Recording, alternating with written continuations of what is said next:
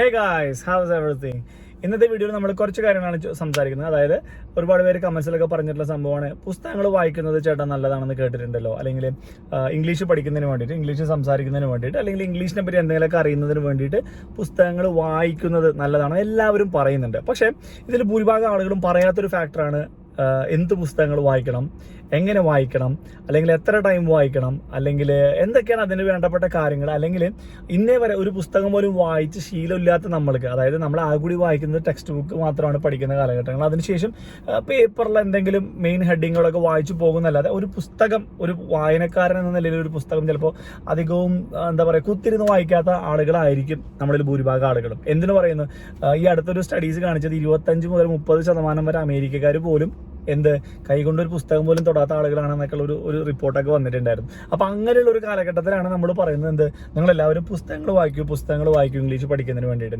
അപ്പോൾ കേൾക്കുമ്പോൾ നല്ല എളുപ്പമുള്ള കാര്യമാണ്, പുസ്തകം എടുത്ത് വായിച്ചാൽ പോലെ. പക്ഷെ പ്രാക്ടിക്കലി ഭയങ്കര നമ്മളത് എങ്ങനെ ചെയ്യണം എന്ന് നമുക്കൊരു ഐഡിയ ഇല്ലാന്നുണ്ടെങ്കിൽ നമ്മളെ കൊണ്ട് ഇംപ്ലിമെന്റ് ചെയ്യാൻ പറ്റാത്ത, അല്ലെങ്കിൽ നമ്മൾ ഇംപ്ലിമെന്റ് ചെയ്താലും ട്രൈ ചെയ്താലും പാളിപ്പോകുന്ന ഒരു സംഭവമാണ് ഈ പുസ്തകം വായന എന്ന് പറയുന്നത് കേട്ടോ. അപ്പോൾ ഒന്നാമതായിട്ട് ചോദ്യത്തിലേക്ക് വരാം. എന്ത് പുസ്തകങ്ങൾ വായിക്കണം എന്നൊരു ചോദ്യം എല്ലാവർക്കും ഉണ്ടാവും അല്ലെ.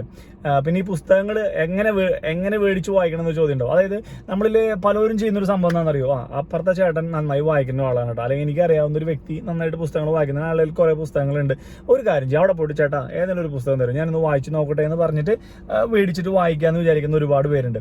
എന്നാൽ അത്തരത്തിലുള്ള ആളുകളോട് എനിക്ക് പറയാനുള്ള സംഭവം എന്ന് വെച്ച് കഴിഞ്ഞാൽ, നമ്മൾ ആദ്യമായിട്ടൊരു പുസ്തകങ്ങൾ വായിക്കാൻ തീരുമാനിക്കുമ്പോൾ നമ്മളത് പൈസ കൊടുത്ത് മേടിക്കണം. നമ്മൾ ആരുടെ കയ്യിൽ നിന്നും ഫ്രീ ആയിട്ടൊരു പുസ്തകം മേടിച്ചിട്ട് വായിക്കരുത്. കാരണം അതിന് ഉദാഹരണം പറഞ്ഞു കഴിഞ്ഞാൽ, ഞാൻ നാട്ടിൽ വർക്ക് ചെയ്യുന്ന സമയത്ത് എനിക്ക് ഒരു പുസ്തകം ഫ്രീ ആയിട്ട് കിട്ടി എന്ന് പറഞ്ഞു കഴിഞ്ഞാൽ, ഞാൻ വർക്ക് ചെയ്യുന്ന കമ്പനിയിൽ അവിടുത്തെ പ്രൊഡക്റ്റ് മാനേജർ, ഒരു ആൽക്കമിസ്റ്റ് എന്ന് പറഞ്ഞ പൗലോ കൊയ്ലോന്റെ പുസ്തകം എനിക്ക് ഒരു അച്ചീവ്മെന്റിന്റെ ഭാഗമായിട്ട് ഒരു അപ്രീസിയേഷൻ എന്നുള്ള നിലയിൽ അവർ ഒരു പുസ്തകം തന്ന ആൽക്കമിസ്റ്റ്. എൻ്റെ ഒരു കുറേ കൊല്ലം പുസ്തകം ഉണ്ടായിരുന്നു, അല്ലാതെ ഞാൻ തുറന്നു നോക്കിയില്ല. കാരണം അത് ഫ്രീ കിട്ടിയ പുസ്തകമാണ്, വായിച്ച നല്ല പുസ്തകമാണെന്ന് മൂപ്പര് പറഞ്ഞു. അത് വായിച്ചിട്ട് ഒരുപാട് മാറ്റങ്ങൾ ഉണ്ടായെന്ന് മൂപ്പര് പറഞ്ഞിരുന്നെങ്കിലും ഞാൻ ആ പുസ്തകം ഒരു പേജ് പോലും തുറന്നു നോക്കിയില്ല. അതിനുശേഷം ആ പുസ്തകം എൻ്റെ എവിടെ നിന്നോ കളഞ്ഞു പോയിട്ടോ. അതിനുശേഷം ഈ അടുത്ത കാലത്ത് ആൽക്കമിസ്റ്റ് എന്ന് പറഞ്ഞ പുസ്തകം ഞാൻ പൈസ കൊടുത്ത് മേടിച്ചിട്ട് ഞാനത് വായിച്ചപ്പോൾ ഞാൻ അങ്ങനെ ഒരു നഷ്ടബോധന എനിക്ക് മനസ്സിലായെന്ന് വെച്ച് കഴിഞ്ഞാൽ, ദൈവം ഇത്രയും കാലം ഞാൻ എന്തുകൊണ്ട് വായിച്ചില്ല. കാരണം അത്ര നല്ലൊരു പുസ്തകമായിരുന്നു ഈ ആൽക്കമിസ്റ്റ് എന്ന് പറയുന്നത്. അപ്പോൾ അന്ന് ഞാൻ പൈസ കൊടുത്ത് മേടിച്ച പുസ്തകമായിരുന്നെങ്കിൽ ഞാൻ ഒരു പക്ഷെ അത് വായിച്ചേനെ. അപ്പോൾ നമ്മളെപ്പോഴും പുസ്തകങ്ങൾ വായിക്കുമ്പോൾ ആദ്യം ശ്രദ്ധിക്കേണ്ട കാര്യം, പൈസ കൊടുത്ത് മേടിച്ചിട്ട് സ്വന്തം പുസ്തകം എന്ന നിലയിൽ, അതായത് വായിച്ചതിന് ശേഷം ഒരിക്കലും നിങ്ങൾ വായിച്ച പുസ്തകം തിരിച്ചു കൊടുക്കരുത് എന്നുള്ളൊരു അഭിപ്രായക്കാരനാണ് ഞാൻ. അതായത് നിങ്ങൾ വായിച്ച പുസ്തകങ്ങൾ നിങ്ങളുടെ അവിടെ എവിടെയെങ്കിലൊക്കെ നിങ്ങളുടെ കയ്യിൽ ഉണ്ടാവണം. അത് നിങ്ങൾക്ക് ഒരു ഒരു അച്ചീവ്മെന്റ് ആണ്, നിങ്ങളൊരു മൈൽ സ്റ്റോൺ ആണ്. നിങ്ങൾ നിങ്ങൾ ഒരു പുസ്തകം ഫിനിഷ് ചെയ്തു എന്ന് പറഞ്ഞു കഴിഞ്ഞാൽ അതൊരു വലിയൊരു അച്ചീവ്മെന്റ് തന്നെയാണ്. അപ്പോൾ അങ്ങനെ മേടിച്ച പുസ്തകങ്ങളൊക്കെ നമ്മളിൽ വെക്കുന്നതാണ് ഒരു നല്ല ശീലം, അല്ലെങ്കിൽ നല്ലൊരു ഓപ്ഷൻ എന്ന് ഞാൻ കരുതുന്നു കേട്ടോ. അതിൽ എതിരഭിപ്രായമുള്ള ആളുകൾ ഒരുപാട് പേരുണ്ടാവും. യാതൊരു പ്രശ്നമില്ല, നിങ്ങൾക്ക് എതിരഭിപ്രായം ഉണ്ടെങ്കിൽ നിങ്ങളുടെ കമന്റ് അറിയിക്കുക. നിങ്ങൾ വായിച്ചതിൽ ഏറ്റവും ഇഷ്ടപ്പെട്ട പുസ്തകം ഏതാണെന്നുള്ളത് 1-2 പേർക്ക് കമന്റ് അറിയിച്ചു കഴിഞ്ഞാൽ, വായിക്കാൻ ആഗ്രഹമുള്ള ആളുകൾക്ക് ഏതെങ്കിലുമൊക്കെ പുസ്തകം തിരഞ്ഞെടുക്കുന്ന സമയത്ത് അത് ഉപകാരപ്രദമായിരിക്കും. അപ്പൊ കമന്റിൽ അറിയിക്കാട്ടോ, മറക്കാതെ.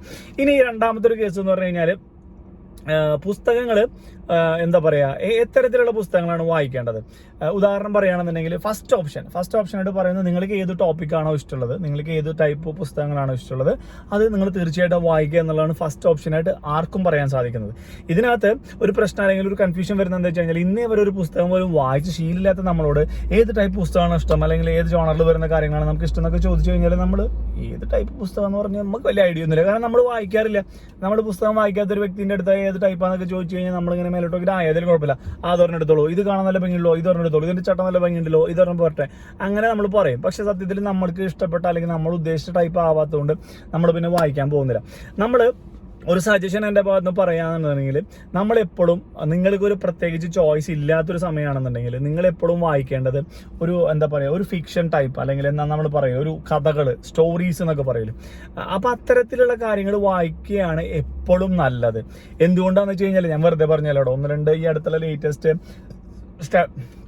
അടുത്തുള്ള ലേറ്റസ്റ്റ് സ്റ്റഡീസിന്റെ റിപ്പോർട്ടൊക്കെ കാണിക്കുന്നത് എന്താ വെച്ച് കഴിഞ്ഞാൽ, ഈ ഫിക്ഷൻ സ്റ്റോറികൾ വായിക്കുന്ന ആളുകളിൽ, ഫിക്ഷൻ, അതായത് ഇപ്പൊ നമ്മൾ ഉദാഹരണം പറയുന്നത് ഫിക്ഷൻ എന്ന് പറഞ്ഞിട്ട് പലർക്കും മനസ്സിലാവാത്ത ഒരുപാട് പേരുണ്ടോ. നമ്മളിങ്ങനെ ഒരു ഇമാജിനറി സ്റ്റോറീസ് എന്നൊക്കെ പറയില്ലേ, സാങ്കല്പിക കഥ. നമ്മൾ സിനിമ എഴുതി കാണിക്കുക, ഇതിലെ കഥയും കഥാപാത്രങ്ങളും തികച്ചും സാങ്കല്പികം മാത്രമാണ്. അതായത് ഒരാളുടെ ഭാവനയിൽ ഉണ്ടായിട്ടുള്ള ഒരു സംഭവമാണത്. അതായത് ഒറിജിനൽ സ്റ്റോറി ആവണമെന്നില്ല. അപ്പോൾ അത്തരത്തിലുള്ള ഇമാജിനറി സ്റ്റോറീസ്, ഉദാഹരണം പറയുകയാണെന്നുണ്ടെങ്കിൽ ദാമു എന്ന് പറയുന്ന ഒരു വ്യക്തി റോഡിലൂടെ നടന്നു പോവുകയായിരുന്നു, പെട്ടെന്ന് അതൊരു ഡൈനോസർ വരുന്നു, അവിടെ നിന്നൊരു ആറ്റ ബോംബ് വരുന്നു. അപ്പം ഇങ്ങനെയൊക്കെ പറയുമ്പോൾ അതൊന്നും എന്താ പറയുക, റിയൽ ലൈഫിൽ ചിലപ്പോൾ നടക്കാത്ത കാര്യങ്ങളായിരിക്കും.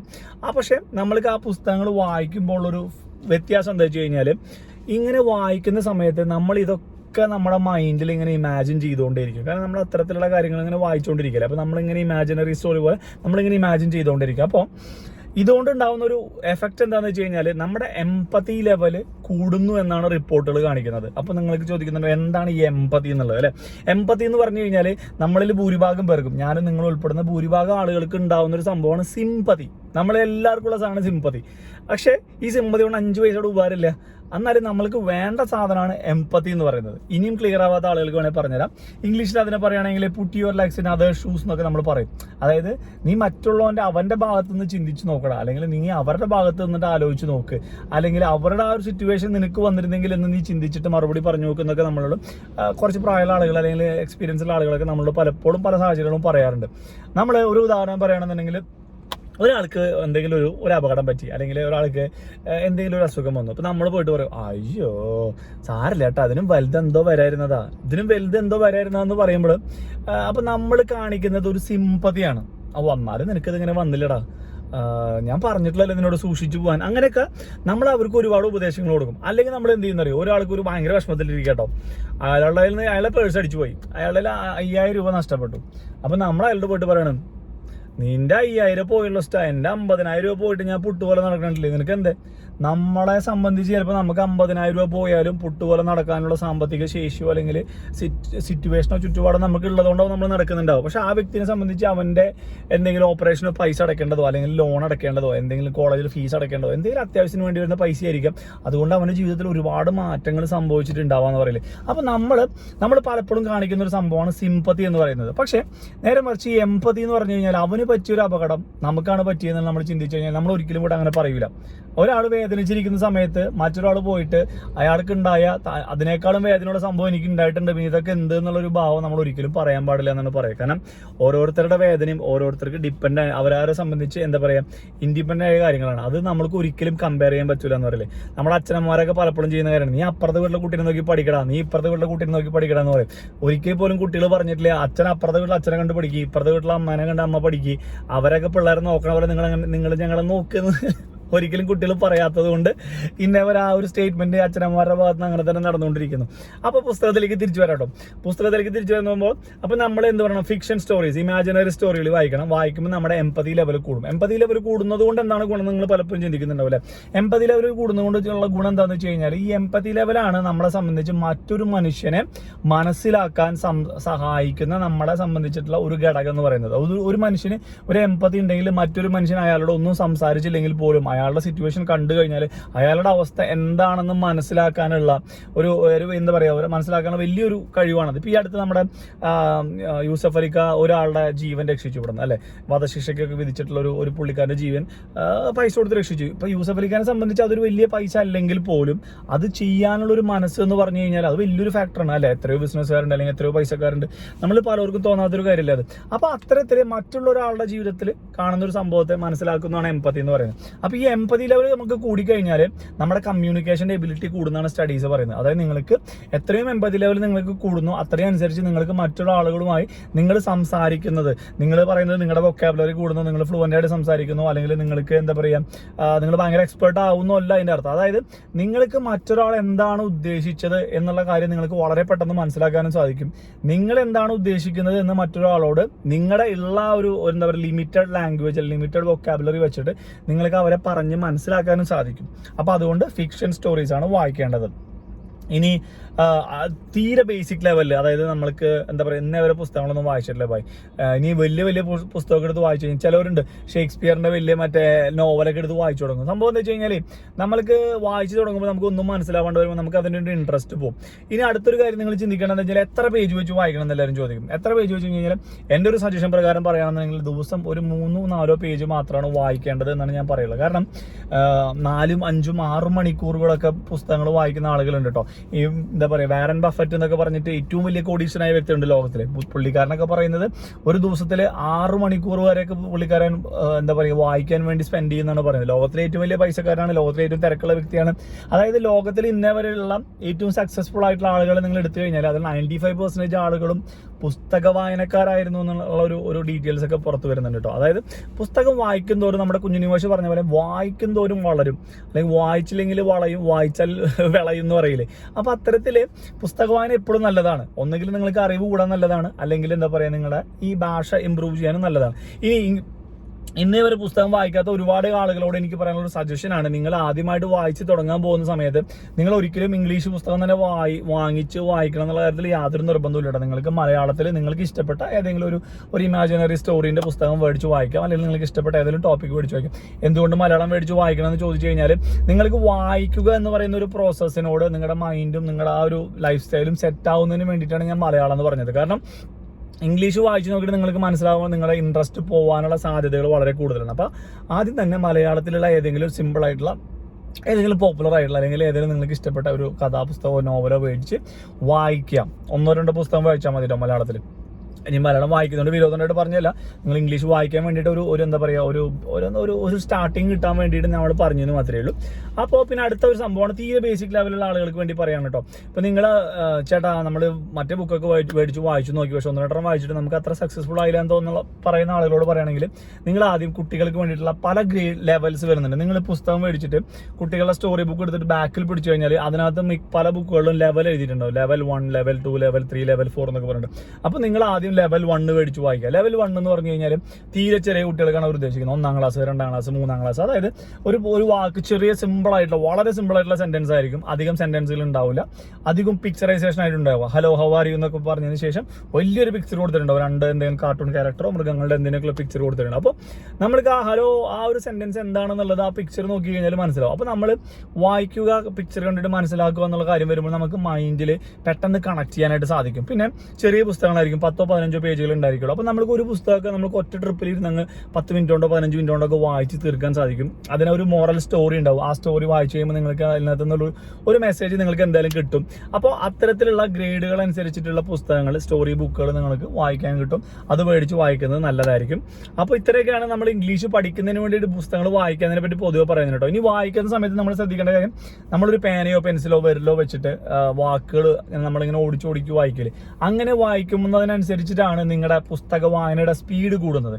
ഇപ്പൊ ചില ആളുകളൊക്കെ കുത്തിയിരുന്ന് ഒറ്റയടിക്ക് വായിച്ചു തീർക്കുന്ന ആളുകളെ കണ്ടിട്ടോ. അങ്ങനെ നമുക്ക് ചിലപ്പോൾ വായിച്ചു തീർക്കാൻ പറ്റാത്തത് നമ്മൾക്ക് വായിച്ച് ആ ഒരു ഫ്ലോ കിട്ടുന്നതിന് വേണ്ടിയിട്ട് നമ്മൾ എന്താ പറയാ എന്തെങ്കിലും ഒരു നമ്മൾ കമ്പ്യൂട്ടറിൽ കർസർ ഉപയോഗിക്കുന്നത് പോലെ നമ്മുടെ വിരൽ വെച്ചിട്ട് നമ്മൾ എത്ര സ്പീഡിലാണോ നമ്മുടെ വിരൽ നീങ്ങുന്നത് അത്ര സ്പീഡിൽ നമ്മൾ വായിക്കുന്നതാണ് പറയുന്നത്. അപ്പോൾ എത്രയും സ്പീഡിൽ നിങ്ങൾക്ക് വിരൽ നീക്കി ഇങ്ങനെ വായിക്കാം, അല്ലെങ്കിൽ ഒരു പേനയോ പെൻസിലോ എടുത്ത് വായിക്കാം.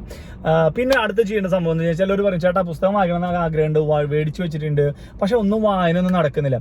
അപ്പോൾ നിങ്ങൾ ചെയ്യേണ്ടത് പുസ്തക വായനയ്ക്ക് വേണ്ടിയിട്ട് നിങ്ങൾ എല്ലാ ദിവസവും ഇന്ന ഒരു സമയം, ഒരു പർട്ടിക്കുലർ ടൈം നിങ്ങൾ ഫ്രീ ആണെന്ന് നിങ്ങൾക്ക് ഉറപ്പുള്ള ഒരു സമയത്തിൽ ഒരു 10 മിനിറ്റ് സമയം നിങ്ങൾ മൊബൈൽ അലാറം വെക്കണം. അതായത് വൈകിട്ട് 5:30 തൊട്ട് ഒരു 6-7 മണി വരെ ഞാൻ വെറുതെ TV കണ്ടിരിക്കുകയാണ്.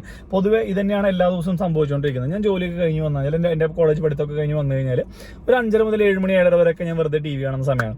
അപ്പോൾ നിങ്ങൾ എന്ത് ചെയ്യണം, ഒരു 5:30 ആകുമ്പോൾ നിങ്ങളുടെ മൊബൈലിൽ അലാറം ഇടാം. എന്താ അലറ ഒരു 10 മിനിറ്റ് പുസ്തകം വായിക്കണം. അതിൻ്റെ ഒരു ഹെഡിങ് ഉണ്ടാവും, എന്താണ് അലറത്തിന് ഹെഡിങ് എന്നുള്ളത്. അപ്പോൾ അതിനകത്ത് 10 മിനിറ്റ് പുസ്തകം വായിക്കുക. അപ്പോൾ അലറ അടിക്കുമ്പോൾ നമ്മൾ 10 മിനിറ്റ് പുസ്തകം വായിക്കുക. ഇനിയിപ്പോൾ നമ്മൾ കണ്ടില്ല, അമ്മ അച്ഛനും ആരെങ്കിലും കണ്ടതിന് വിടാം പുസ്തകം വായിക്കാൻ അലറ അടിക്കുന്നത്, ഒരു 10 മിനിറ്റ് പോയിരുന്നു വായിച്ചെന്ന് പറയുക അല്ലെങ്കിൽ കണ്ടാൽ തന്നെ. അപ്പോൾ നമ്മൾ എന്ത് ചെയ്യുക, അലറ ഓഫ് ചെയ്തിട്ട് നമ്മൾക്ക് ജീവിതത്തിൽ അപ്പോയിൻമെന്റ് എടുക്കുക എന്ന് പറയില്ല, നമ്മൾ അപ്പോയിൻമെന്റ് എടുത്ത എല്ലാ കാര്യങ്ങളും നമ്മൾ ചെയ്യാറ് അപ്പോയിന്റ്മെന്റ് എടുത്ത എല്ലാ കാര്യങ്ങളും നമ്മൾ മുടക്കം വരുത്താതെ ചെയ്യണം. ഇപ്പൊ നമ്മൾ ഡോക്ടർക്ക് ഒരു അപ്പോയിന്റ്മെന്റ് എടുത്തു, അല്ലെങ്കിൽ നമ്മളൊരു സ്ഥലത്ത് ഒരു ഓഫീസിൽ പോകാൻ അപ്പോയിന്റ്മെന്റ് എടുത്തു, നമ്മൾ കറക്റ്റ് ആയിട്ട് നമ്മൾ അതിന് പോകും. ഒരു ഇന്റർവ്യൂവിന് നമുക്കൊരു അപ്പോയിന്റ്മെന്റ് കിട്ടി കഴിഞ്ഞാൽ നമ്മൾ ഇന്റർവ്യൂവിന് കറക്റ്റ് ആയിട്ട് പോകും. അതുപോലെ തന്നെ നമ്മൾ വായിക്കാൻ വേണ്ടിയിട്ട് ഒരു അപ്പോയിന്റ്മെന്റ് വെച്ചിട്ടുണ്ടെങ്കിൽ 5:30 10 മിനിറ്റ് വായിക്കണം എന്ന് വെച്ചിട്ടുണ്ടെങ്കിൽ നമ്മുടെ ബ്രെയിനിന്റെ ഒരു സംഭവമാണ് അലറടിച്ചിട്ടുണ്ട്. അലറടിച്ച കാര്യമാണെങ്കിൽ എനിക്ക് ചെയ്യേണ്ട ഒരു കാര്യമാണ്, ഞാൻ എന്തായാലും നിർബന്ധമായിട്ടും ചെയ്യണം. എനിക്ക് ഇഷ്ടപ്പെട്ടാലും ഇഷ്ടപ്പെട്ടില്ലെങ്കിൽ ഞാൻ ചെയ്യേണ്ട ഒരു കാര്യമാണെന്നാണ് അതിന്റെ അർത്ഥം. അപ്പൊ നമ്മുടെ ബ്രെയിൻ പറയാൻ മോനെ 10 മിനിറ്റ് പോയി വായിച്ചോന്ന് പറയും. 10 മിനിറ്റ് വായിച്ചതിന് ശേഷം അപ്പൊ നമ്മുടെ മനസ്സിലായി നമുക്കൊക്കെ ഉള്ളൊരു ക്യാരക്ടറാണ്, ഞാൻ ഇത് ചെയ്താൽ എനിക്ക് എന്ത് കിട്ടും എന്നൊരു ചോദ്യം എപ്പോഴും ഉണ്ടാവും. അപ്പൊ നമ്മൾ പറയാം 5:30 തൊട്ട് 5:45 വരെ നീ പുസ്തകം വായിച്ചു കഴിഞ്ഞാൽ 5:45 തൊട്ട് 7:45 വരെ നീ നെറ്റ്ഫ്ലിക്സിൽ അല്ലെങ്കിൽ ഇതിന്റെ സംഭവത്തിൽ നിന്റെ ഫേവറേറ്റ് TV ഷോ നിനക്ക് കാണാം. സംഭവം നമ്മൾ ഓട്ടോമാറ്റിക്കായിട്ട് അല്ലെങ്കിലും കാണുന്നുണ്ട്, പക്ഷെ നമ്മൾ അങ്ങനെ സെറ്റ് ആക്കുകയാണ്. 5:30 തൊട്ട് 5:45 വരെ പുസ്തകം വായിച്ചു കഴിഞ്ഞാൽ ഞാൻ 5:45 തൊട്ട് 7:45 വരെ സിനിമ കാണുന്നതായിരിക്കും, അല്ലെങ്കിൽ ഇഷ്ടപ്പെട്ട ഷോ കാണുന്നതായിരിക്കും. അപ്പൊ നമ്മുടെ മനസ്സിനെ സംബന്ധിച്ച് ഈ പുസ്തകം 15 മിനിറ്റ് വായിക്കുന്നത് കൊണ്ട് കിട്ടുന്ന ഒരു റിവാർഡാണ് ഈ ഒരു 2 മണിക്കൂറത്തെ TV ഷോ എന്ന് തോന്നുകയും നമ്മൾ റിവാർഡ് അച്ചീവ് ചെയ്യുന്നതിന് വേണ്ടിയിട്ട് ഈ 15 മിനിറ്റ് പുസ്തകം വായിക്കാനുള്ള ഒരു ടെൻഡൻസി കാണിക്കുകയും ചെയ്യും. ഇങ്ങനെ 15 മിനിറ്റ് വായിച്ചു കഴിഞ്ഞാൽ 1-2 മാസങ്ങൾ കഴിയുന്നതോറും നിങ്ങൾക്ക് ഈ ഒരു ടൈം ഡ്യൂറേഷൻ കൂട്ടിക്കൊണ്ടുവരാൻ സാധിക്കും. അതായത് 15 മിനിറ്റ് എന്നുള്ള അരമണിക്കൂർ ആക്കുകയും ഈ TV ഷോന്റെ സമയം 2 മണിക്കൂർ എന്നുള്ളത് 1.5 മണിക്കൂറാക്കി ചുരുക്കുകയും ചെയ്യാനായിട്ട് സാധിക്കും. Read your books with love എന്നൊക്കെയാണ് നമ്മൾ പലപ്പോഴും പറയുന്നത്. അതായത് ഇത് എങ്ങനെയെങ്കിലും വായിച്ച് തീർക്കണം എന്നുള്ള ഒരു ചിന്തയിൽ നമ്മൾ അങ്ങനെയാണ് നമ്മൾ വായിച്ച് തുടങ്ങുക കേട്ടോ, ആരും തെറ്റിദ്ധരിക്കേണ്ട. അങ്ങനെയാണ് എല്ലാവർക്കും തുടക്കത്തിലുണ്ടാവുക. ആ ഒരു ചിന്തയിൽ നിന്ന് മാറിയിട്ട് ഇത് ഞാൻ ഭയങ്കര ഇഷ്ടമുള്ള സംഭവമാണ്. ഇപ്പൊ നമ്മൾ ഐസ്ക്രീം കഴിക്കാന്ന് വിചാരിക്കാം, ഇത് എങ്ങനെയും കഴിച്ചു തീർക്കണോ, അല്ലെങ്കിൽ ബിരിയാണി കഴിക്കാണ്, എന്ത് കഷ്ടപ്പാടായി സാർ ഞാൻ എങ്ങനെ കഴിച്ചു. നമ്മൾ പറയും ദൈവമേ കഴിച്ചാലും തീരല്ലേ അങ്ങനെ ചിന്തിച്ചിട്ട് നമ്മൾ ചെയ്യുന്നുണ്ടാവില്ല. ഐസ്ക്രീം കഴിക്കാനും ചോക്ലേറ്റ് കഴിക്കാനും ബിരിയാണി കഴിക്കാനും ദൈവം ഇതൊന്നും കഴിച്ച് തീരാതിരുന്നാൽ മതിയായിരുന്നു. അപ്പൊ അങ്ങനെ നമ്മൾ ഇഷ്ടത്തോടു കൂടി ചെയ്യുന്ന ഒരു കാര്യത്തിനെ പോലെ ഈ പുസ്തക വായന മാറും എന്നാണ് പറയുന്നത്. പക്ഷെ അതിനൊക്കെ ടൈം എടുക്കും കേട്ടോ.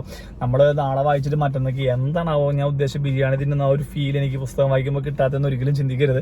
അപ്പോൾ അതെല്ലാതും ടൈം എടുക്കുന്ന ഒരു പ്രോസസ്സാണ്. അപ്പോൾ ഇത്രയൊക്കെയാണ് പൊതുവെ ഒരു പുസ്തക വായനയുമായിട്ട് ബന്ധപ്പെട്ട് പറയാനുള്ളത്. ഇനി എന്തെങ്കിലുമൊക്കെ ഓർമ്മ വരികയാണെന്നുണ്ടെങ്കിൽ അടുത്ത വീഡിയോയിൽ പറയാം. ഇനി നിങ്ങളുടെ ഒരു ഫീഡ്ബാക്ക് എന്താണെന്നുള്ളത് നിങ്ങൾ കമന്റിൽ തീർച്ചയായിട്ടും അറിയിക്കട്ടോ. അപ്പോൾ ഇതുവരെയും വീഡിയോ കണ്ടൊരു വ്യക്തിയാണെന്നുണ്ടെങ്കിൽ തീർച്ചയായിട്ടും നിങ്ങൾക്ക് ഒരുപാട് പോയിന്റുകൾ കിട്ടിയെന്ന് ഞാൻ വിശ്വസിക്കുന്നു, ഉപകാരപ്രദമായ കാര്യങ്ങൾ കിട്ടിയെന്ന് വിശ്വസിക്കുന്നു. തീർച്ചയായിട്ടും ഇതൊക്കെ ഇംപ്ലിമെന്റ് ചെയ്ത് നോക്കുക, ട്രൈ ചെയ്ത് നോക്കുക. നിങ്ങൾക്ക് ഏറ്റവും ഇഷ്ടപ്പെട്ട 1-2 പുസ്തകങ്ങൾ അല്ലെങ്കിൽ നിങ്ങൾ വായിച്ചിട്ടുള്ള 1-2 പുസ്തകങ്ങളുടെ പേരുകൾ കമന്റിൽ അറിയിക്കുക. ഞാൻ വായിച്ചിട്ടുള്ള ഏറ്റവും എനിക്ക് ഇഷ്ടപ്പെട്ട 1-2 പുസ്തകങ്ങൾ, അധികം പുസ്തകങ്ങൾ വായിച്ചിട്ടുള്ളത്. ഈ അടുത്ത കാലത്താണ് ഞാൻ പുസ്തക വായന തുടങ്ങിയത് തന്നെ. അതിനകത്ത് കുറച്ച് പുസ്തകങ്ങൾ വായിച്ചിട്ടുള്ളൂ, അതും പലതും കംപ്ലീറ്റ് ആയിട്ടില്ല. അപ്പൊ അങ്ങനെ വായിച്ചതിൽ എനിക്ക് ഇഷ്ടപ്പെട്ട ഒരു പുസ്തകമാണ് ആൽക്കമിസ്റ്റ് എന്ന പുസ്തകം എനിക്ക് ഇഷ്ടപ്പെട്ടു.